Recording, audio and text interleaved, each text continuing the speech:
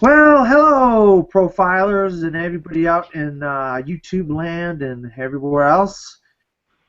This is the Profiles After Show, and this week we're talking about one of the great actors of all time, Tom Hanks. So I want to introduce my panelists this evening, starting with Cahal, then Cole, then Josh, then Rachel. Introduce yourselves, ladies and gentlemen. Okay, I'm Cahal Thomas Coleman. You may know me from Facebook, and excited to talk about Tom Hanks. Hey everyone, my name's Cole Boone. I haven't been on the after show for a while now, so it's pretty good to be back, and especially talking about like one of my top three favorite actors ever. So looking forward to it. So this is Joshua Willingham. It's my first Profiles After show, so excited to talk about some Tom Hanks. Hey guys, this is Rachel Cushing. You've seen me around Schmillville and Profiles. This is, I don't know, my sixth or seventh after show, so I'm really glad to be back. And I have to say, this has been the hardest Fast Five to date. Like, I'm not even sure I have it figured out. It might change in the next 10 minutes as we go through this. So good luck to us talking about Tom Hanks.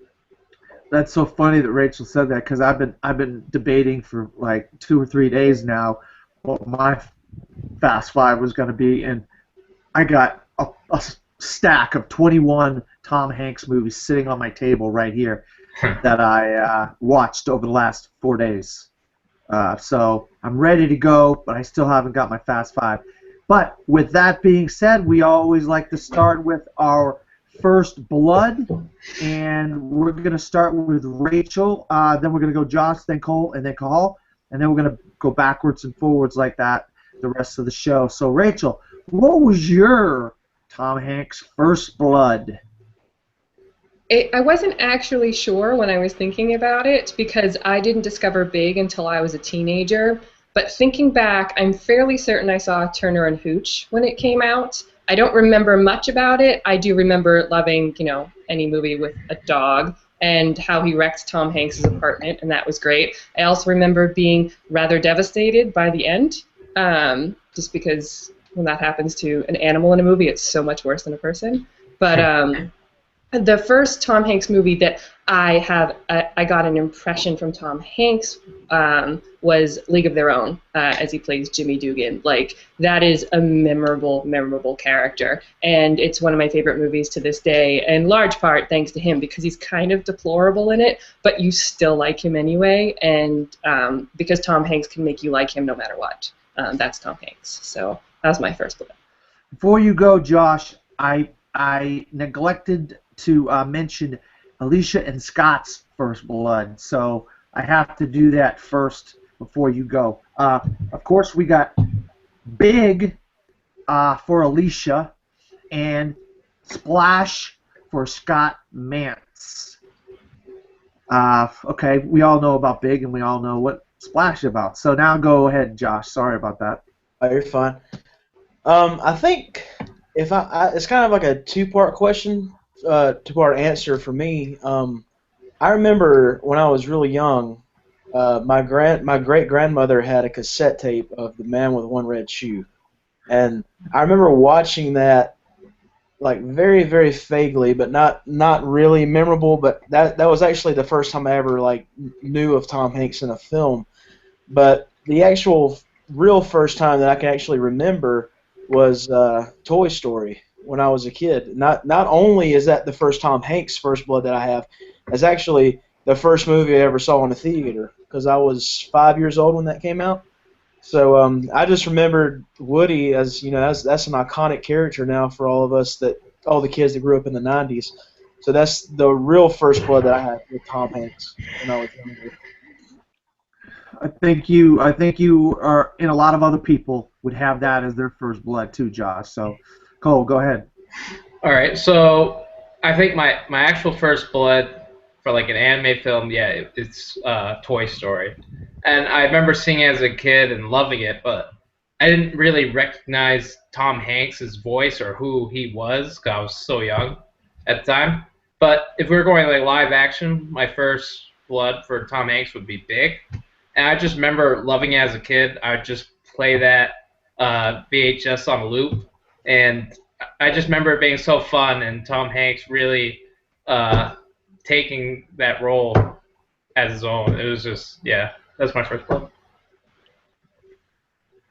My first blood is probably between Big, Splash, or League of Their Own. I can't really pinpoint what it was, but Splash is one of those movies I can have early memories of, but I haven't seen it in many years, so I have to revisit that one. And Big is one of those movies that's sort of always on TV, and I'll watch it every time. It's just a fun movie. And League of Their Own is it's one of those most memorable performances from Hanks. It's sort of like pretty underrated still. Yeah, let's say. Yeah, Penny Marshall directed League of Their Own, and of course you have the classic line, "There's no crying in baseball," but very good sports movie. Just outside of my top 25, I think, on greatest sports movies of all time. Okay. I'm right with Scott Mantz on this. Bosom Buddies. I remember the sitcom as a kid. I'm showing my age a little bit here. I remember the sitcom on TV, Bosom Buddies, but my first blood as of a movie, because Bachelor Party was a little bit too adult for me, so I couldn't watch Bachelor Party. So Splash was my first blood, and I remember, him falling in love with a mermaid, Daryl Hannah. So and then you knew Ron Howard was going to turn into a great director after that, because I really enjoyed his first outing as a director, Ron Howard. So Splash was my first blood, if you don't include Bosom Buddies. Okay, so now we're going to go down Scott and Alicia's Fast Five, number 5, and their Fast Five, number 5 was Castaway. So I'm sure a few of you guys probably have Castaway on your lists, and this time we're going to start with Cahal and going down the list, then Cole, then Josh, then Rachel.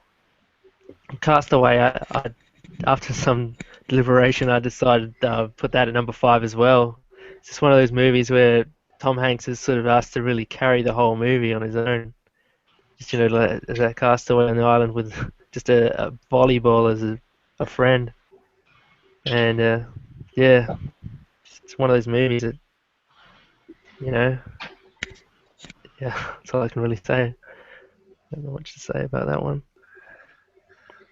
All right. Come back to me. I watched it I've seen it a bunch of times, but I watched it recently, and it still hits me hard every single time. I put Castaway as my number 2 for Tom Hanks. Part of the reason is because he carries the film so well. Like, it's a tour de force performance from him. Something is very different from Philadelphia and Forrest Gump as what his character was. But I love this movie. I love how there's like no score. It's just him on the island trying to survive. And the ending, every time, it gets to me. Like, seeing Tom Hanks cry is probably the thing that I will cry every time I see him cry.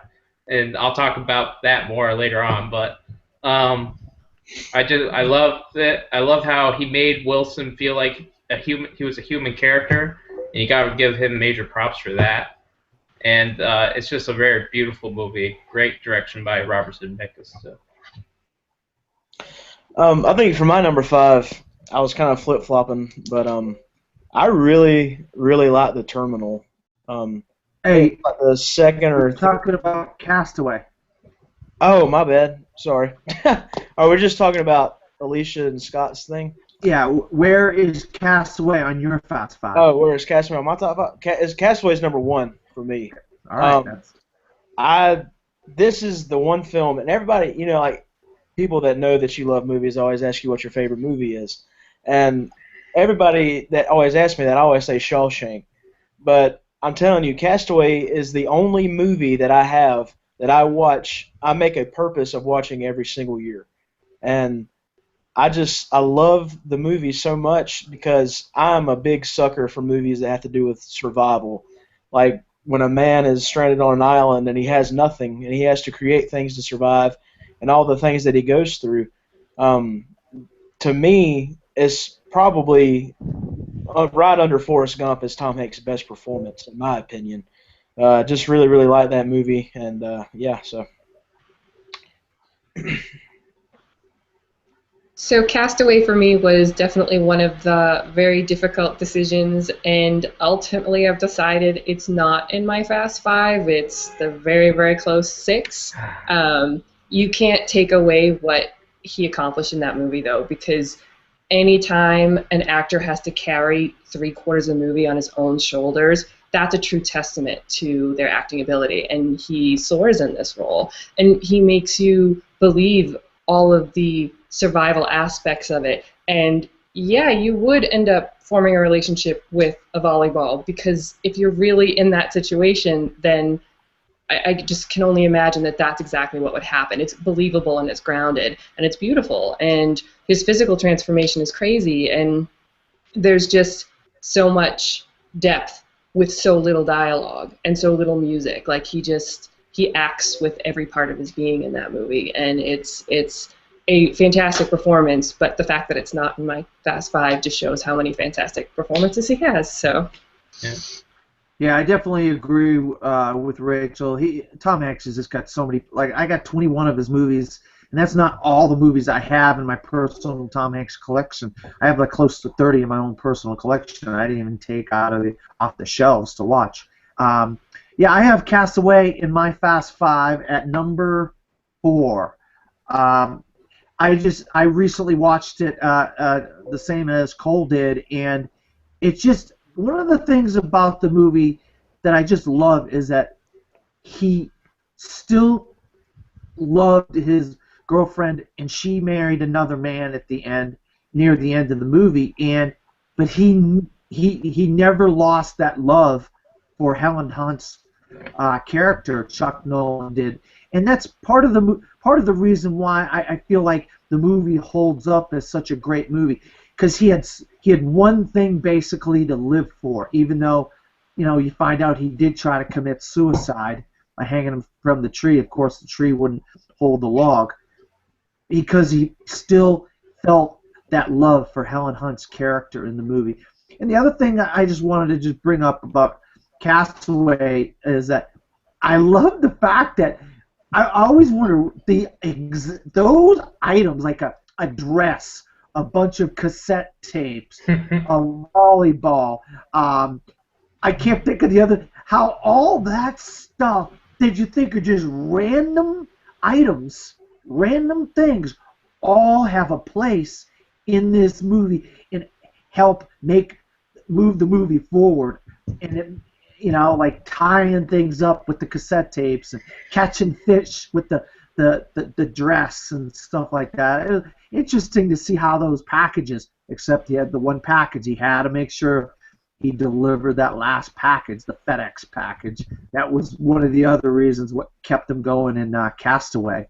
And of course, you know, one note I have about Castaway is it was a year and a half between filming the first part of the movie and the part where he looked like he was stranded on an island for 5 years.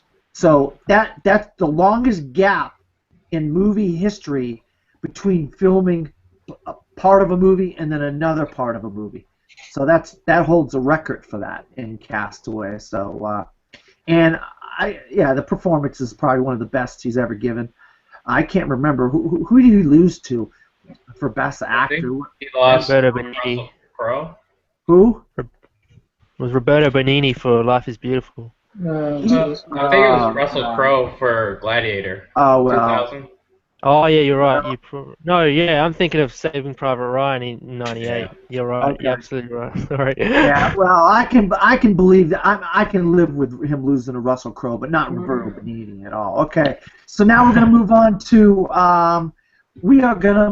our right stuff. We're gonna start back with Rachel again. Rachel, what is your right stuff for Tom Hanks?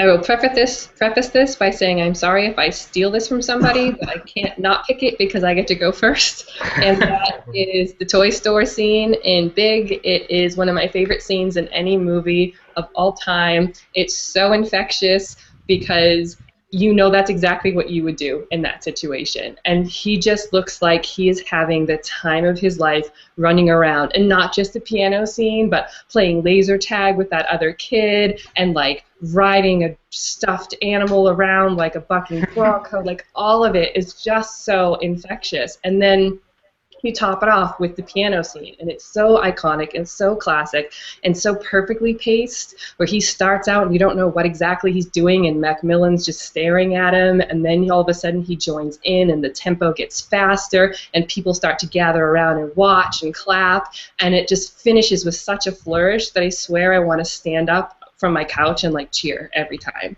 It's just so much fun, and it's quintessential Tom Hanks for me. So yeah, that is definitely my right stuff. Josh? Well, this is like the hardest to talk about. I guess I'm gonna say probably my right stuff is the scene in Forrest Gump near the very end when he's talking to Jenny at the grave. That was mine. Oh my bad. That's all good. It's good. Yeah, I was flip-flopping, but yeah, I had to. Forrest Gump came out in IMAX a couple months ago, and I went and saw that, and I went by myself, and there was nobody else in the theater, so I got this huge IMAX theater to myself, and that scene when he sits there, and after everything he's been through, this guy's had an amazing life, but he's also had such a sad life because although he's gained a lot of fortune and a lot of fame, he still loses everything that he loves. He loses his mom. He loses Jenny, and that one scene at that grave when he just sits there and he says, "If you ever need anything, I won't be far away." And that I'd cry like a baby when I was in that. Nobody else was there to see that because I just that one scene just gets me every time because I feel out of all the characters that he's played, this is the one that really makes me feel the most emotionally with any character that he's played. But that scene has definitely got to be the right stuff for me. Josh, Cole, can you come up with something else off the top of your head? Yep, I can. All right. Well, initially my right stuff was going to be Alicia's because that's the one scene I think of the most is the Captain Phillips ending because it was the one that made the biggest impact on me in the theaters in 2013. But I didn't want to talk about that. So my second one was actually going to be what Scott said in Philadelphia, where he's talking about the opera, and it's so beautiful, and it really is a moving scene, and it's like, wow, that's why he won Best Actor. But I was going to not talk about that either. And I was going to talk about Forrest Gump, but Josh took it. So basically, every scene is an emotional scene. I'm going to go with another emotional scene with Tom Hanks, and that is the end of The Green Mile, where they are about to put John Coffey on death row, and he says, "Roll on too." Oh my gosh. That's such, every time I watch it, I watch that entire movie all the way through just so I can get to that scene because it's so beautiful and moving, and you really felt Tom Hanks' pain having to let John Coffey die, knowing that he had done nothing wrong. And that's a beautiful scene. I wouldn't expect anything less from Frank Darabont. I'm glad you guys didn't pick the one I was going to go for. I was like, don't pick it. Well, Saving Private Ryan, the scene where he reveals his occupation to his men. He's like, they're arguing, and then he's like, what's the pool on me up to? Like, they're all betting on what his occupation is, kind of thing. There's sort of like a mystery, and then he's like, I teach English composition and all this. Like, and you get this reveal of his character, and it's just like one of the most powerful sort of scenes in that movie. It's like really just brought the pace of the movie, put it all on him. It's just one of those things that just really opened up his character. You feel that in the end when he dies as well. Like, you just feel like you've met this guy, and then you realize the sacrifice he made. He's just this ordinary guy. He used to be a school teacher. It's just really heartbreaking in the end. That scene is powerful. You guys all chose very good ones. Mine is, I got it right here. I want to read it off my notepad here, make sure.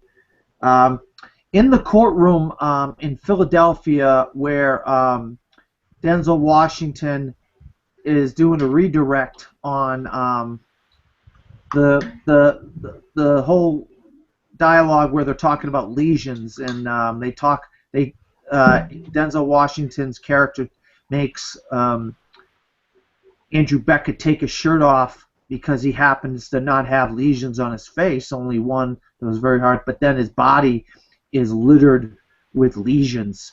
And that's where the disease of AIDS, to me, really it made it real, true life, and like realistic to me that AIDS can really kill people. It can really hurt people, and it can what it does to your body really came to light when I first watched Philadelphia, and how shocking that scene was when he took his shirt off and showed all the lesions all over his body. To me, that is my right stuff in Philadelphia. Okay, now we're going to go back to Scott and Alicia's Fast Five, and they have Saving Private Ryan. So we're going to start. I have a feeling you're going to say a lot about this, Cahal. So we're going to start with Cahal and Saving Private Ryan. Well, Saving Private Ryan is my number one. I had to go with that movie. I saw that in the cinema in '98 when it came out, and it's just like just blew me away. Like it was the most visceral like war movie I'd ever seen. And then you just meet the characters as well, and they feel like real, like real human characters that you believe in. And Tom Hanks just like epitomized that sort of thing. Like you find as it's sort of revealed later that he was just like an English teacher and all that, and just like an ordinary guy, like just on this mission to like save this mother from further grief, like by bringing home one of her sons. And it's just like a powerful movie, and I can't believe it lost to Shakespeare in Love. Like, that's just like one of the all-time greatest. Like, it's not to say that Shakespeare in Love isn't a bad movie, but I think Saving Private Ryan, man, it's just one of those movies. It's like Spielberg won the Oscar for directing it, but they couldn't give it Best Picture. It makes me angry. Before you go, like, Call. I was going to say, like, go ahead, Call. One of those movies I was hanging out for ages for it to drop on Blu-ray, and it's like day one I picked it up. It's like, and I just had that landing, the D-Day landing, was just one of the most visceral experiences of the bullets through the water and all of that, and the guard towers. It's just such a powerful movie. That's all I got to say. Cole. Well, I don't have Saving Private Ryan in my Fast Five. Granted, I did see it for the very first time last week, and I have to say it's the best war film I've ever seen. It's one of the best Spielberg films that he's ever directed. The directing in that movie is just flawless. And what I liked about Tom Hanks in the movie was that I really liked the subtle performance and his calm composure he kept. And even I like how they showed that he broke down in tears and stuff, because it made it real and genuine. That's how people really would have acted back then. So yeah, it barely misses out on my Fast Five, but I really do love that movie, and I love the direction by Spielberg and Hank's performance. Josh? Yeah, Saving Private Ryan is number 2 on my Fast Five. I love war movies, as many guys do anyway. But yeah, that, like Cole said, or Cathal, I mean, that opening scene in that movie, I wasn't expecting it. That 25-minute segment, it was just pure brutality of war, and it's really overwhelming in some senses, because like I just wasn't expecting like how realistic it was going to be, and yeah. So and Tom Hanks' performance in that movie is probably probably number two, not just because of his acting performance, but just because I think it's one of his better movies. And when you pair Tom Hanks and Steven Spielberg with anything, I like it. Like Band of Brothers, and I know that Tom Hanks really wasn't in that. He directed a couple episodes and was, a part of the creating process. But that's probably one of my all-time favorite things to watch ever is Band of Brothers. And but yeah, going back to Saving Private Ryan, I can't think of a better war movie. Just for the simple fact of the script, the actors, the realistic visuals and storytelling, and all of it is just amazing to me. So that's why I have it at number two. Can I say something real quick? Go ahead, Cole. Yeah, like I said, I just watched it last week, and I had heard for so long that the opening of Saving Private Ryan is so great, and it's so like intense. I was like, yeah, okay, probably. And then when I watched it, I was like, oh man, my eyes were glued to the screen. Like it was hard to watch too. It's brutal. But yeah, I just wanted to say I too thought that was an amazing scene. The one thing that really, if I was cutting, the one thing that really got me in that one scene is when Tom Hanks, he goes into that zone where everything just kind of like silences out, and it kind of comes back, and you see the guy, and the guy's literally just torn in half, and he's sitting there and he's crying for his mom, and it's killer. Rachel? Yeah. Like Josh, I'm a huge war movie fan, and I'm right there with you. Band of Brothers is the best war movie ever made. Even though it's not a movie, it's a miniseries. Still, nothing can touch it. But what is amazing about Saving Private Ryan is that Steven Spielberg got to have it both ways.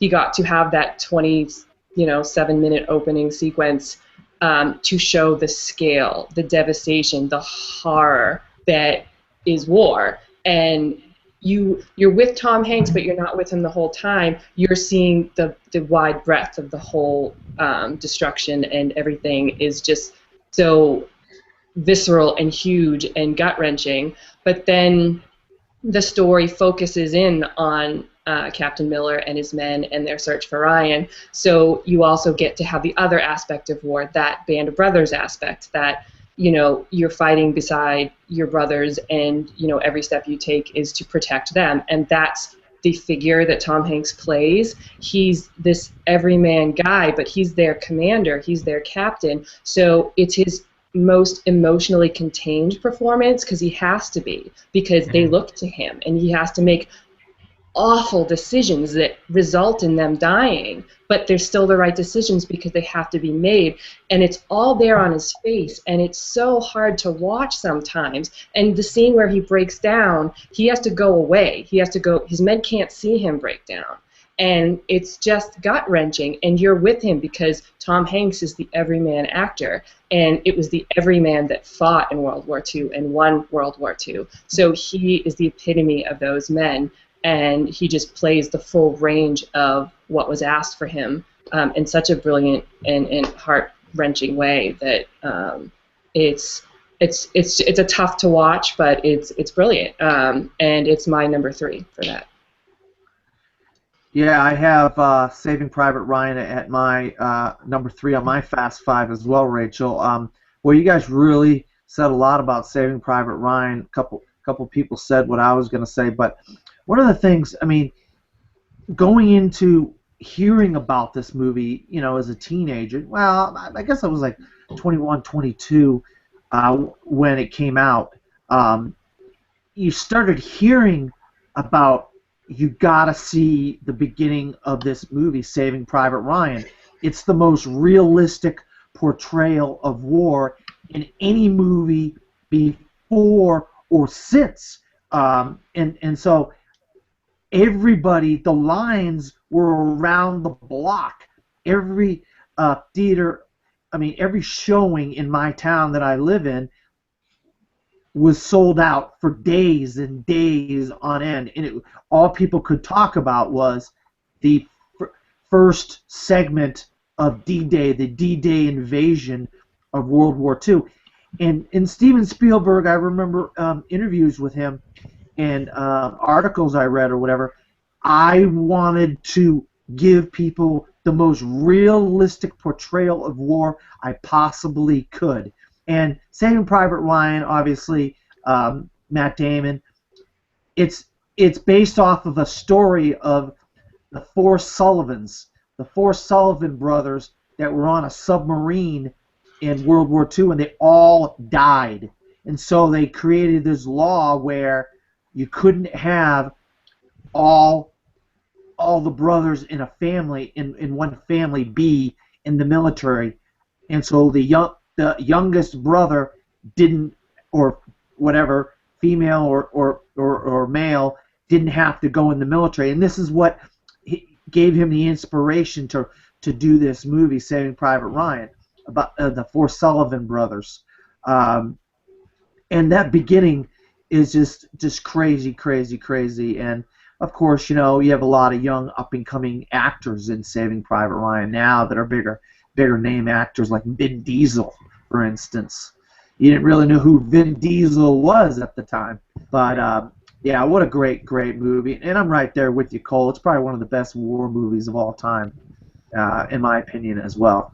Okay, now what we're going to do is, I know Scott and Alicia did not do a player, but I like doing a player because I like, and you don't necessarily have to pick somebody from one of your Fast Five movies. Maybe it's one of your favorite characters in a Tom Hanks movie, but the movie isn't one of your favorite movies. So I'm going to go with Cahal, and we're going to start, no, this time we're going to go with Rachel. We're going to start with Rachel. If you got a player, one or two characters of Tom Hanks's over the 30 years he's been making movies, give us a couple of them, Rachel. There's plenty. I mentioned Jimmy Dugan from League of Their Own earlier. It was sort of the anti-Tom Hanks character in a lot of ways. He wasn't the everyman. He wasn't the likable guy. But he just always has a twinkle in his eye. So the performance is just so much fun, even though he's yelling all of the time. And it was a departure. But as a supporting role, I mean, he stole every scene he was in. So that's, again, said something about the caliber of his acting.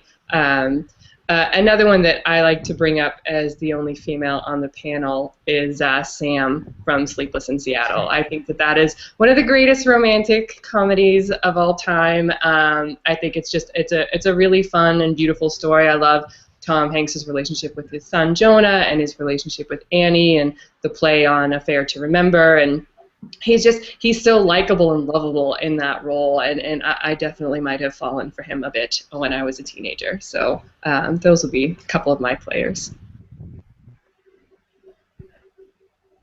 Josh, you got any players? I'll give you two. Probably for just nostalgic purposes and my childhood, I'll have to say Woody, because still love Toy Story today like I did when I was 5 years old, and that Woody and the rest of the gang of Toy Story is, like I said, the first movie that I ever saw in a theater, and really developed my love of going to theaters. And so for that purpose, I'd have to say Woody. But second off, I would say Chuck Nolan from Castaway. Like I said, I watch that movie every year, and I really think that character symbolizes the strength and hope that we all, as humans, hope we could obtain if we were ever facing that situation. So those are my two. Well, I had Woody and Jimmy Duggan as my backup, but I got to go with Forrest Gump. Like, it's the most iconic part of Tom Hanks. I mean, while Captain Miller and Andrew Beckett hit me harder with the dramatic. I mean, Forrest Gump's dramatic too, but the film has more quotable lines, and it's probably the most iconic character he's played. I can quote it all the time. It's Lieutenant Dan and all the little things. I just I was running. It's a very quotable movie, and it's just this simpleton that just he's in every part of history almost of his lifetime. It's crazy. He's with John Lennon, and it's no religion. They didn't go to church in China. It's no religion. That's pretty much imagine there the song seems like he inspired him, little things like that. He inspires bumper stickers and things like that. It's just, yeah, iconic. I'll go with Captain Richard Phillips. That role, like I thought, that's the best he's been since Chuck Nolan in Castaway. I thought he was robbed of a nomination, and I just love how throughout the entire movie he's just calm. He's calm, and then he feels like he's under control. Like he knows what he's doing until the end when the shock hits him that he had what about everything he'd just been through. It's a great character, and it was a terrific performance. And I'll go with Josh Baskin in Big, just because that was the first performance I saw of him, really, and I just love that character. It's so fun, and I'll talk more about Big later. Yeah, I got a couple that didn't make my Fast Five, and well, one that did, but a couple that didn't. That I mean, I know it's just very recent, but it was in. I mean, of all the people you could have play Walt Disney, you get one of the greatest actors of all time, Tom Hanks. And what does he do? Once again, knocks it out of the park. I mean, he was fantastic, even though the advertising on Saving Mr. Banks was a little misleading because Colin Farrell was basically the star of that movie. The scenes you did have of Tom Hanks as Walt Disney were fantastic, and so I would be remiss if I didn't bring that up. Because we did Julia Roberts a few weeks ago, and Rachel was on that Profiles After Show, I cannot say enough about Charlie Wilson's War. Charlie Wilson, a real-life senator in Texas, and he was just like a carouser, and he didn't really do anything. But Tom Hanks played up that part of it at the beginning, and then when it mattered, he really came out of that crazy shell that he was in, and came and started doing the things that matter to save a country and do something. He found a mission in life. Turns out that all was a big disaster. Nowadays, in hindsight's 2020, what he did caused a lot of problems 20, 25 years later. I don't think he realized he was going to do that at the time, but Charlie Wilson's War, a very, very great performance by Tom Hanks. And also Michael Sullivan, based on the graphic novel by Max Allan Collins, Road to Perdition. Wow. I mean, a gangster, he plays it, and he still knocks that out of the park. And the father-son relationship with him and his son in that movie, it was a fantastic performance by Tom Hanks as a gangster with his Tommy gun and all that stuff. So those are my players. Now we're going to go back to Alicia and Scott's Fast Five, and I know a lot of you are going to want to talk about this one. Oh, that's weird.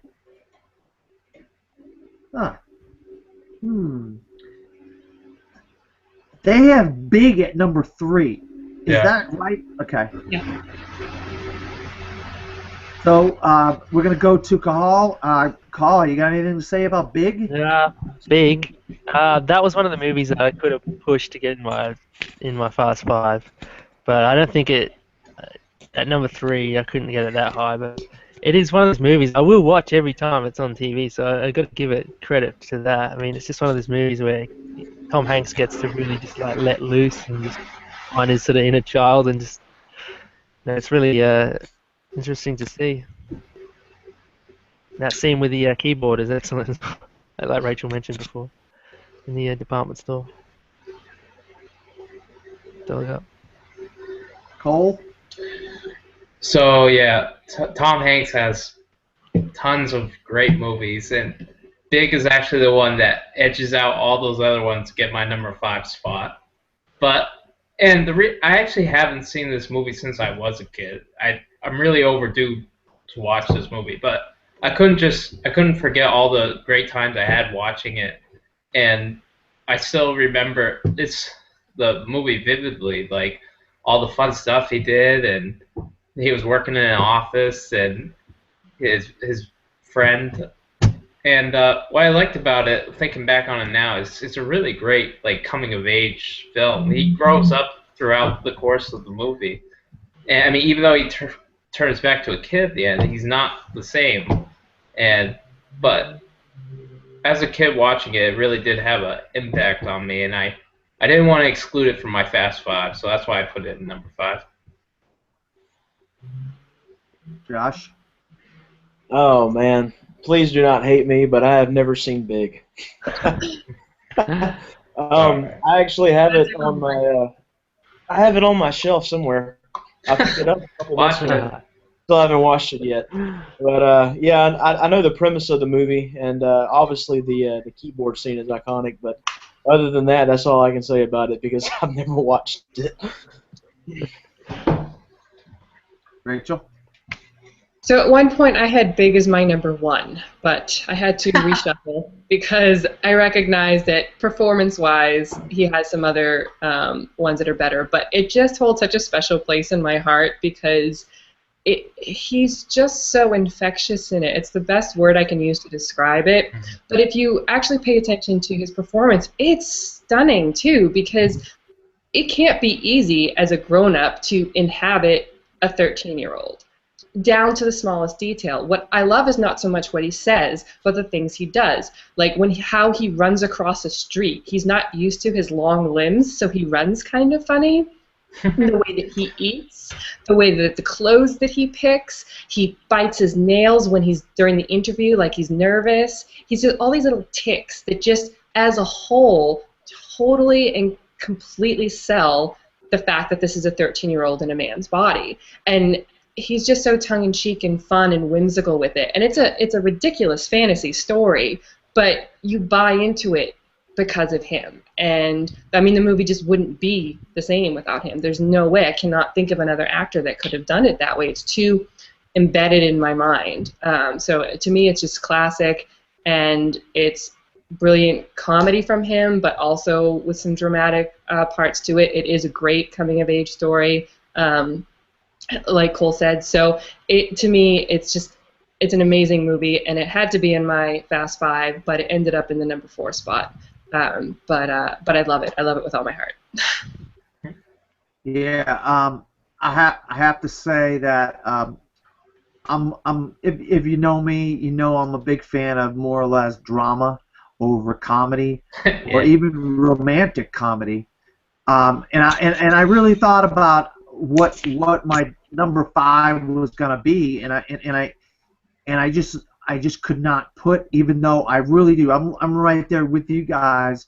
I really do like Big, and you know, I listened to an interview with Robert Loggia, and of course he's so well known for that and Independence Day, those 2 movies.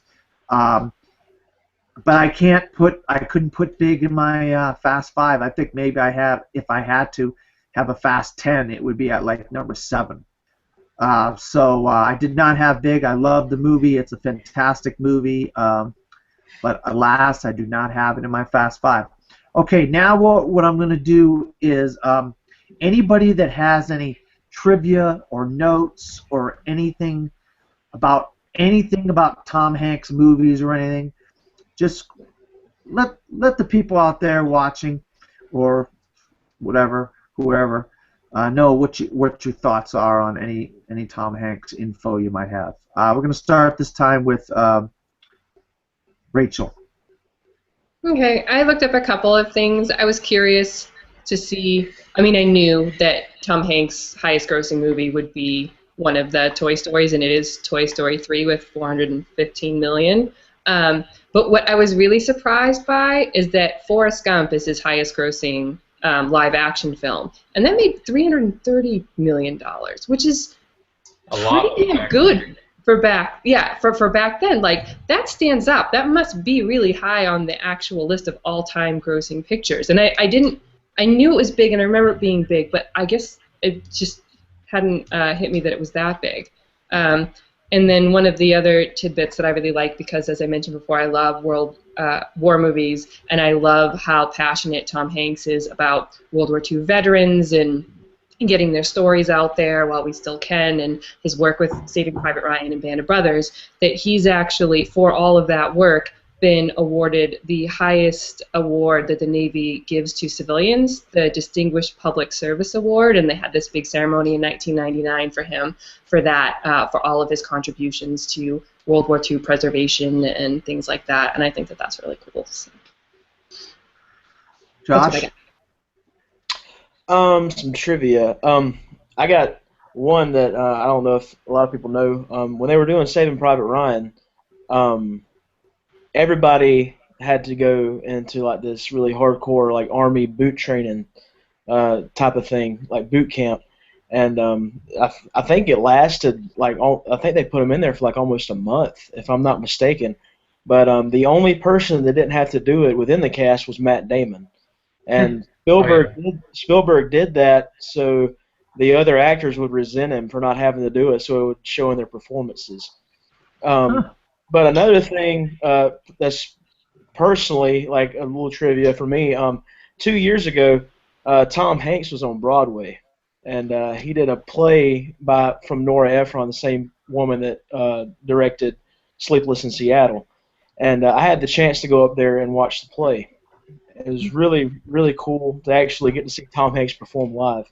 And afterwards, he came out, and I got to meet him, and he signed autographs. But before he came out, they all had he had bodyguards out there, and they all told us. They said, whatever you do, he said, don't ask him to sign anything besides the movies or anything. And they said, and for the love.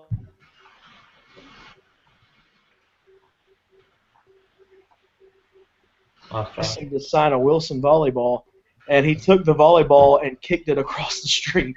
So that's a cool little tidbit that I had personally. But when I met him, he was super nice. I got his autograph. I actually have it back here. I got the little poster from the play, and he signed it right there. But it was a pretty cool experience to get to meet him. So. That's what I have. Cole? Alright, so I got a few things. After a one-shot guest appearance on Happy Days, producer Ron Howard asked him to read for a secondary part in Splash, in which he ended up getting the lead role instead, so I just found that interesting that I guess Happy Days leads to better things.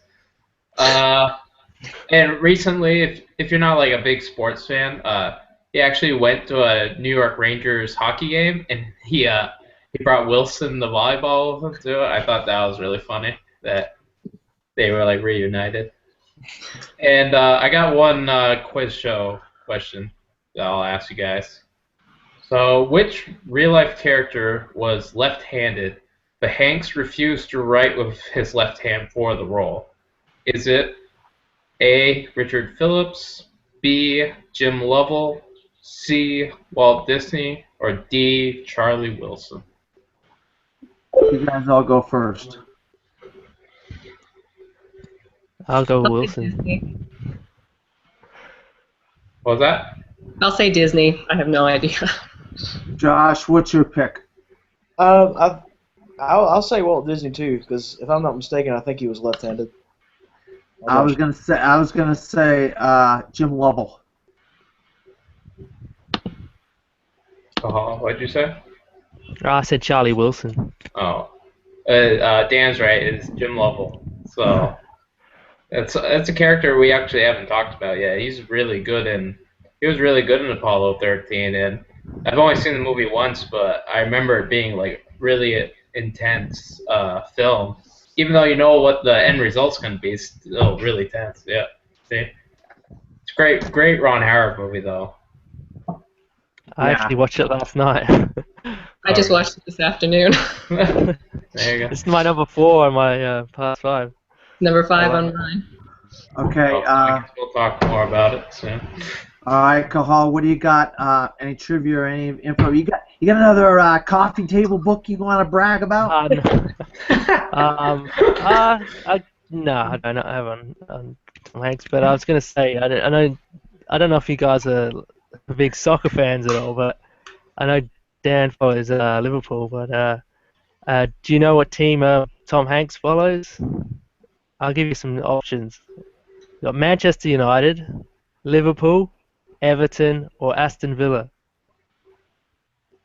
I'll go Manchester United. Anyone else?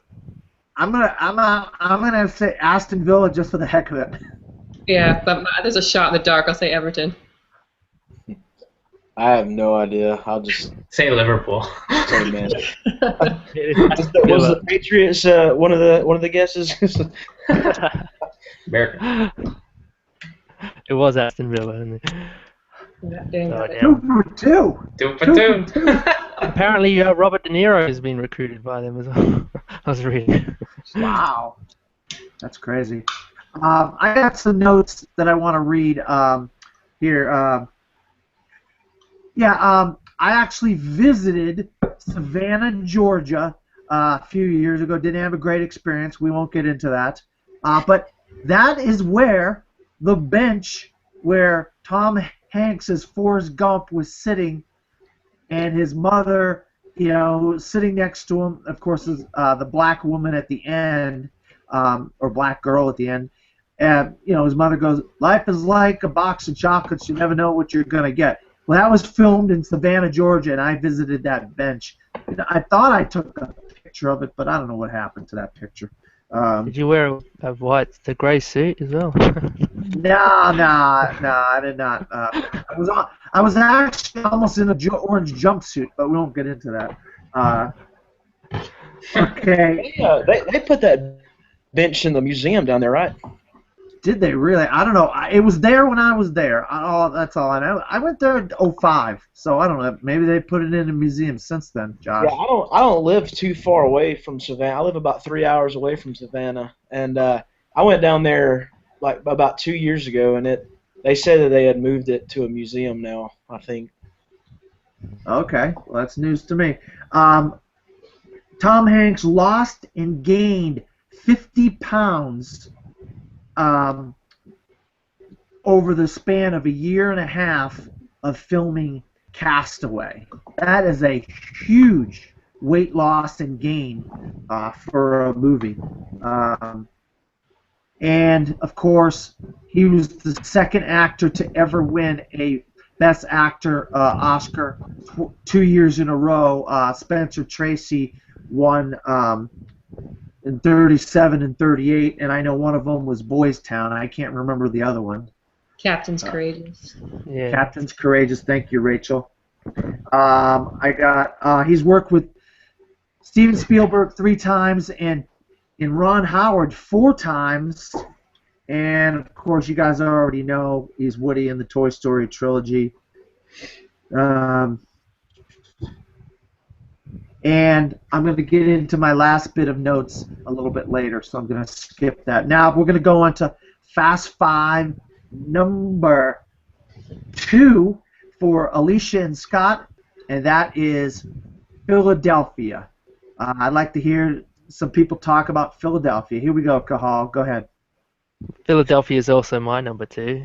It's probably like the movie that made me really consolidate Hanks is like a really great dramatic actor, and it's just one of those movies that really sort of like a watershed moment in cinema for like giving, just changing the whole opinion of people on AIDS and all that, and just really enlightening people, because there was a lot of ignorance in that in like the 80s and that when the epidemic was breaking out and all, and this movie really just like put focus on it. And just really just debunked all the like myths about it, and it was just like an honest portrayal, and had one of the best songs as well from Bruce Springsteen as well. Just really just bring it home. Yeah, it's probably one of my favorite Hanks roles. Cole? I also saw Philadelphia for the first time last week, and I'm surprised I hadn't seen it before then, because Denzel Washington is actually my favorite actor ever, period. I love Denzel Washington. So, but I don't have it in my Fast 5. I'm not going to deny how great Hanks is in it, though. Like, there's a point like in the middle of the film where you really see Denzel Washington's character really start to take a bulk of the dialogue and stuff, and Hank's just quiet, and but then he comes at you hard, and like with especially with like the opera scene with him and Denzel Washington, it's just really emotional, and even seeing it now, it's a performance I hadn't seen from Hanks before. It's a really heart wrenching film, and I think part of the reason why it might not make my Fast Five is because it's a really hard movie to watch to see that. So that's probably I love the movie, but it just misses my Fast Five. Josh. Yeah, it's not in my Fast Five either. I think if I had to put it somewhere, it'd probably be number 6. Mainly because that it's been such a long time since I've watched it. Definitely, the one thing that I remember about it is how good Tom Hanks was in it. It's definitely, I think, probably the first movie where he actually, kind of strayed away from the, his comedic chops and tried to really be a serious actor. And I think a lot of people took into that, that they didn't really realize how good of an actor this guy could be. The physical transformation in that movie as well, with the makeup, was fantastic in that movie because you really can see the digression of this character and the sickness that he's enduring. But yeah, like I don't have a whole lot to say because I really can't remember a whole lot of it because it's probably been like 10 years since I've seen that movie. But definitely something I need to revisit. So that's why it's not on my top 5. Rachel. So Philadelphia is my number 2. It sort of moved around my list for a while, but when it came down to it, it's just his most, like, he just bared everything in this role, and like several of you said, he left the comedy behind for the first time completely, and just knocked everybody's socks off with his ability to, like you also said, there's not a lot of dialogue, but even in those moments, his emotion is right there on his face. And as Jonathan Demme directed, there's a lot of long takes on his face, and there's like slowly pushed in, and you can just see so much struggle there and so much devastation, because one of the things that's, I think, amazing about this film and what makes it a must-see film for people is its portrayal of gay culture and AIDS. Like, if there was no cliches, there is no over-the-top references, no exaggerations. This character's gay. It's just a matter-of-fact thing. It's part of who he is, but so is the fact that he's a lawyer, so is the fact that he's, a loving son and brother, and so is the fact is that he's in a relationship. It's not defining to him until he's fired for it. And then it becomes a defining characteristic, and all of these prejudices come out from his employers and even Denzel Washington, but he's the person that comes around, and it's just such an important film, and Tom Hanks, it just gave the performance of his life in terms of emotional outpouring and leaving it all on the floor, kind of a thing. And it's beautiful and devastating, and it deserves to be recognized. And I think his performance is one of his best. So my number 2. Well, I have Philadelphia at my number 1 on my Fast Five. I think it's his best performance in his entire 30-year career of an actor, and he wins for Forrest Gump the year before, and then he comes back the following year and he gives this performance as Andrew Beckett, a man that at the beginning of the movie you don't know what his sexual persuasion really is. As the movie's going on, you find out he's gay, and he contracted AIDS from his sexual life that he had.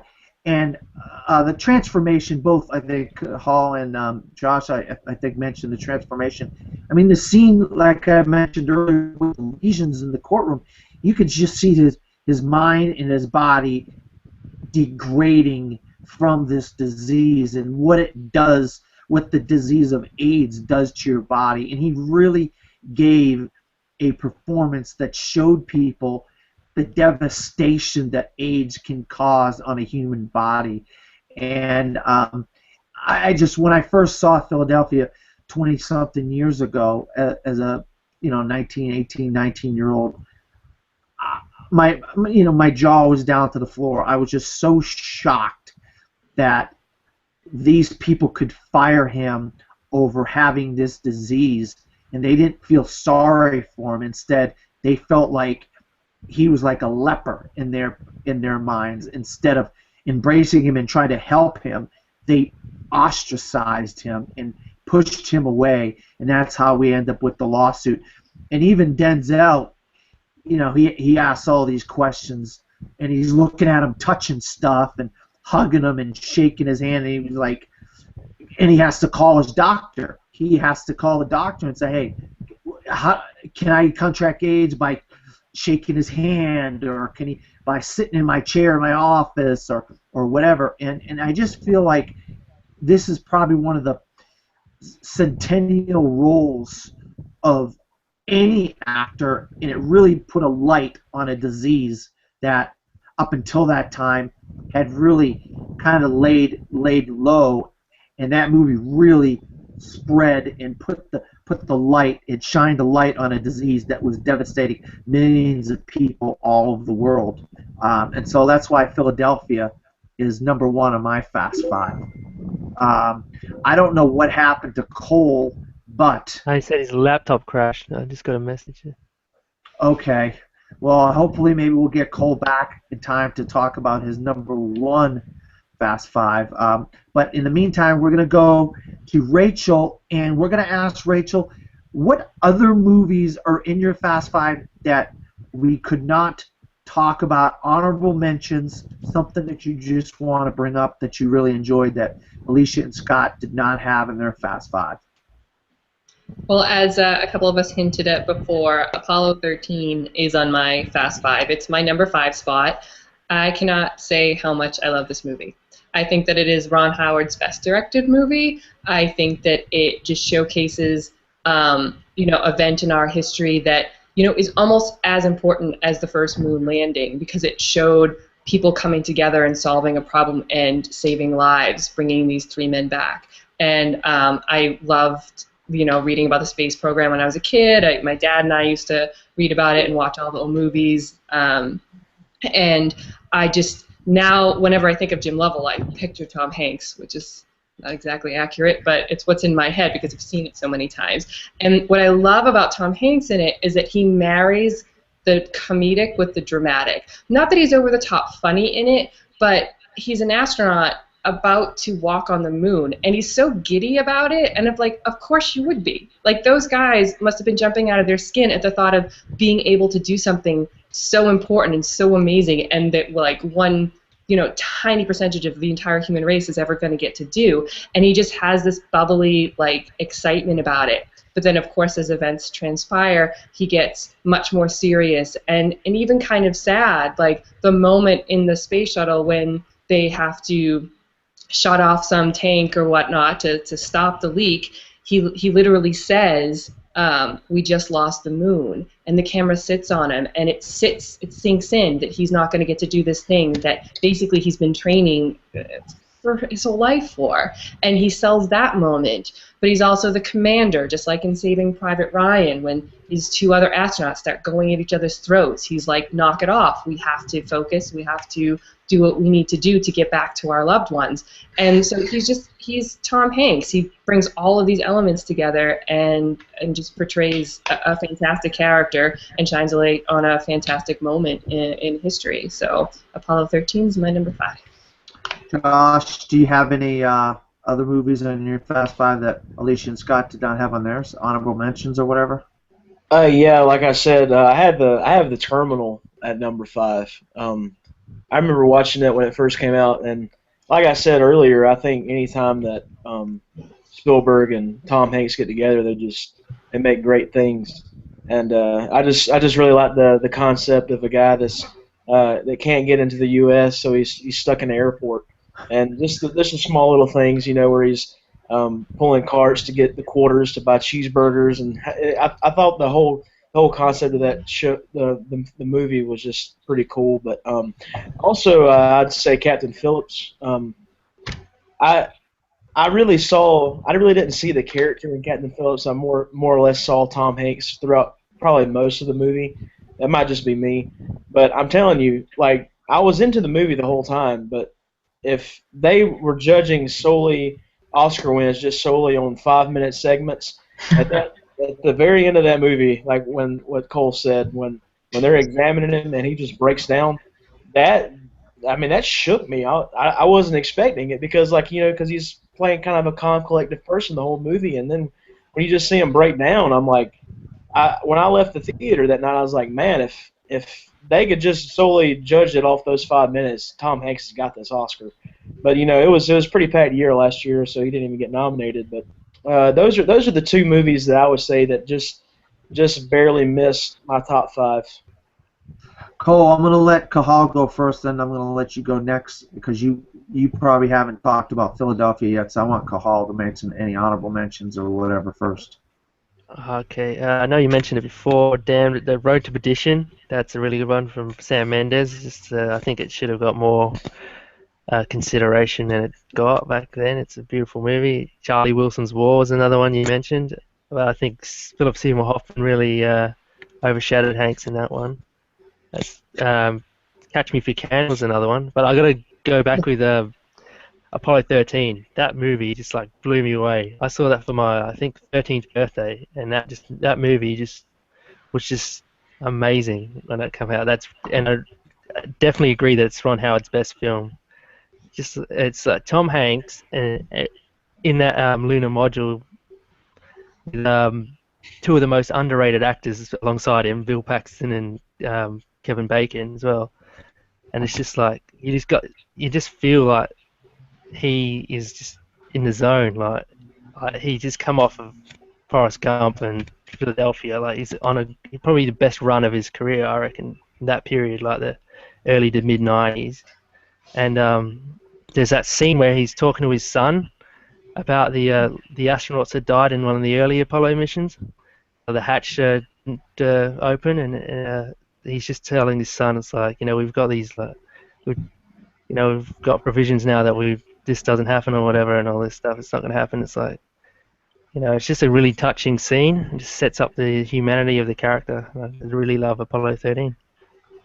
Cole, I know you got cut off. Did you have a chance to talk about Philadelphia? Yeah, I talked about Philadelphia. Just missed my Fast Five. Okay, then honorable mentions or anything else in your Fast Five? Okay, so yeah, there are two films in my Fast Five that Scott and Alicia didn't have. Coming at number 4, I have Captain Phillips. It's one of the best thriller movies I've seen in years. It was my favorite movie of 2013, and it's really due to Hanks because he blew me away in the movie. Like I honestly mean it when I said I hadn't seen him be that good since Chuck Nolan and Castaway. I meant that. But yeah, I just love the tension in it throughout. I thought it was really well directed by Paul Greengrass, and that's why it's in my number 4. And at my number 3 is actually The Green Mile. I love The Green Mile. I actually saw it before The Shawshank Redemption, and it's a really long movie, but it pays off every time I watch it. It's a great story about a man who's wrongfully convicted, but he has these supernatural powers. And I think it was Hank's character, Paul Edgecombe, that really grounded the story. It made you invested in what was going on, especially seeing as how he gets the powers he takes longer to age throughout. So I love The Green Mile. It's one of my favorite movies, period. So yeah, that's my number 3. Well, Cahal mentioned Road to Perdition, so I'm not going to bring that up. I'm just going to say two interesting things about Tom Hanks' acting and things. He worked with Meg Ryan 3 times. You've Got Mail, Sleepless in Seattle, and Joe versus the Volcano. Joe versus the Volcano is absolutely terrible. I cannot believe I went to the theater and saw that movie. That movie is horrible. But the other two movies with Meg Ryan are fantastic. And then also he's going to reprise his role for the third time. This is his trilogy, his second trilogy, as Robert Langdon in The Da Vinci Code and Angels and Demons. So stay tuned for that. His third portrayal of Robert Langdon coming up soon, I think later this year. And okay, now we're going to get to everybody's Fast Five number one. And of course, we all know what Alicia and Scott's was.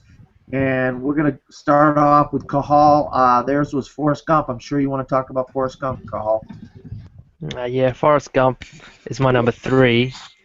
Yeah, it's one of those most iconic movies. It's one of those movies that came out in a year that was packed with Pulp Fiction and Shawshank Redemption. I don't know what the other movies were, but I think Shawshank was probably my favorite of that year still. But Forrest Gump holds up very well, and then like when it's on, I have to watch it. It's just like one of those movies you can just enjoy. Like it just pulls you in. Like Robert Zemeckis just did an amazing job, and the music as well by Alan Silvestri. It's just like, you know, even things just watching like a freaking feather in the wind is just compelling as well.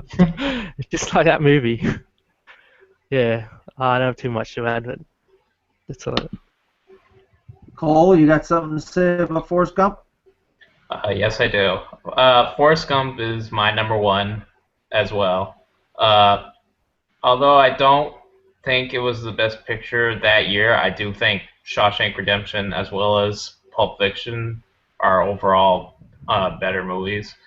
It's just Forrest Gump is a great movie, and I'm not going to complain that it did win Best Picture because I love the character of Forrest Gump. I love seeing all the stuff he does throughout history. And the main reason why it's my number 1 is because it's probably the most rewatchable. Like, I enjoy every single time I see it on TV, or I usually watch it once or twice every year. So Forrest Gump is a classic film, and it's Hanks gives one of my favorite performances in film as well. So I love Forrest Gump. Josh? Yeah, Forrest Gump is number 2 on my list, just under Castaway. This is obviously Tom Hanks' most iconic role, because if you asked anybody on the street, okay, name one person that Tom Hanks has ever played, everybody's going to say Forrest Gump, because everybody knows it. I love this film. I love the storytelling, and like Cole said, I definitely think that Shawshank is a better movie overall, but I love Forrest Gump. I mean, I'm not mad that it won, but you watch it, like you said, I'm never going to turn down watching Forrest Gump, ever. The humor in it and the drama, it just mixed so well. This is probably the most quotable movie of all of Tom Hanks, because everybody has a Forrest Gump impression, no matter whether you're willing to admit it or not. But yeah, it's his most iconic role. I mean, I don't know how you wouldn't have it in your Fast Five, but it's really cool how much of an impact it's actually taken in the South. I live in South Carolina, and Forrest Gump was filmed in Savannah, and it was also filmed in Beaufort, South Carolina. And I actually went to Beaufort last year with my dad on vacation, and just to see all the memorable scenes and stuff that you walking down the street, you just know certain things happen at certain times is really, really cool to see. And yeah, so Forrest Gump is really, really good to me, and I always cherish it. So yeah, that's why it's number 2. Rachel? So Forrest Gump's also my number 1. In a career of obviously fantastic performances, many of which we've been talking about, this is the one he'll always be known for. And it's because he took a character with, a mental disability and made us forget he had a mental disability. Mm-hmm. You care about him as a person, as a character. You care about all the things that are happening in his life, and that's due to his performance. And it's doubly impressive because he's constricted in such a way as an actor. He has to keep that, infirmity in mind when he's acting, but he still has to emote, and he does. He finds little ways to make us laugh, to make us cry, to make us care. And even though he's, crisscrossing history and all these crazy major events and all these people, again, you care less about that because you're invested in him, and that's because he just shines through. That character means something to you, and that's a sign of a brilliant actor. I mean, it's that simple in this case, and it's like everybody said, simply iconic. And Tom Hanks is Forrest Gump. Forrest Gump is Tom Hanks. Like, it's inextricable at this point. So I think well deserved of the #1 spot. Yeah, I have Forrest Gump at #2 on my Fast Five. I mean, you guys have said it all about Forrest Gump. I don't know what else I can say. I'll tell you, I saw this movie in the theater when I was probably 17, 18, something like that, and it was just such a fantastic movie. It was just such an adventure. It was such a history lesson.